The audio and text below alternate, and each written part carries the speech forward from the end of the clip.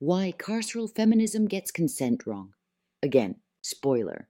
If your feminism relies on police and prisons, it's not protecting us, it's punishing us. For a movement that claims to be rooted in liberation, carceral feminism sure loves a cage. At its core, carceral feminism is the belief that the best, or only, way to address gender-based violence is through criminalization, policing, and punishment.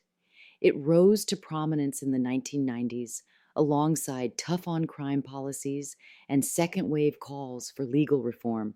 And on the surface, it sounds reasonable. Violence against women is bad, so let's punish the people who commit it. Simple, right? Except it's not. Because when we scratch beneath the surface, we see that this approach doesn't serve all women, just the ones who fit a very narrow idea of victimhood. And when it comes to understanding consent, carceral feminism gets it wrong, over and over and over again. Consent doesn't fit in a courtroom box. Carceral feminism treats consent like a courtroom formality. Did she say yes or no? Was there a struggle? Was there bruising? Was she sober? These are the questions that matter to prosecutors, not the ones that matter to survivors. But consent is rarely that clean. For many of us, consent is a layered, ongoing negotiation shaped by trauma, power, fear, and survival. It's not just about one moment, it's about the conditions surrounding it, the context, the coercion, the consequences of saying no. And carceral systems aren't built to handle that complexity. They demand a perfect victim, one who is white, cisgender, sober, monogamous, virginal, and devastatingly polite. If you deviate from that model, even slightly, you risk being blamed, dismissed, or punished. Carceral feminism pretends the state is a safe space. Here's the bitter irony. Carceral feminism relies on the very systems that have harmed the most marginalized women the most. Police don't keep sex workers safe. They harass us, arrest us, and profile us. Prisons don't rehabilitate. They re-traumatize. Mandatory minimums, surveillance, and registry laws often do more to control bodies than to protect them. When a sex worker says yes under pressure because she's broke, scared, or managing a high-risk client, carceral feminists are quick to label her a victim.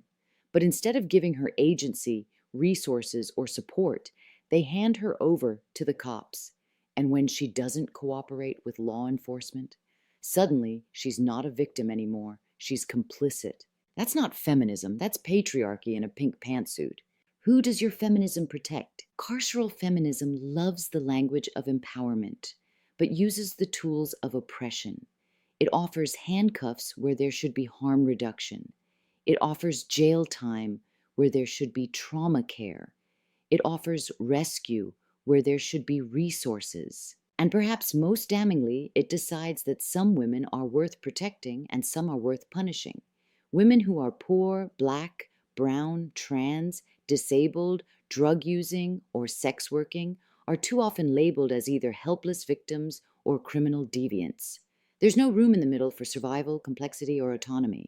That's not a failure of the legal system. It's exactly how the legal system was designed.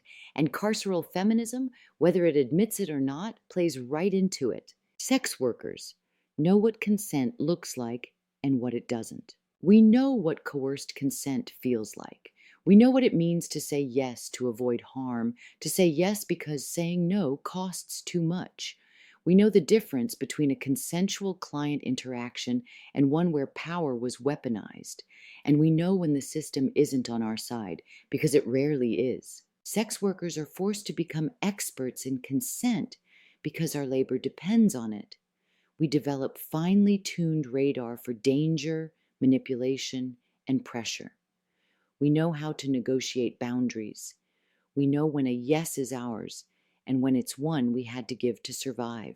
And yet, when we speak up, carceral feminism silences us. It either infantilizes us, you can't really consent, or criminalizes us, you deserve what happens to you. Either way, it denies us the autonomy we fight for every day. We deserve better. Feminism that centers criminal punishment is not feminism rooted in liberation. It's feminism built for the powerful, designed to uphold respectability, and too often deployed as a weapon against the very people it claims to protect. If your feminism calls the cops before it calls a community meeting, it's not working. If your feminism can't tell the difference between harm and hustling, it's not listening.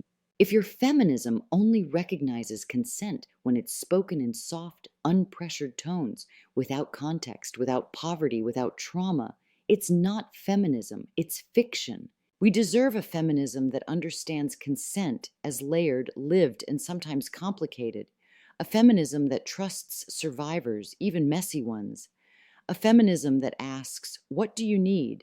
instead of, "Who can we punish?" Because if your feminism doesn't include sex workers, survivors, and people who've had to make hard choices under pressure, it's not feminist at all.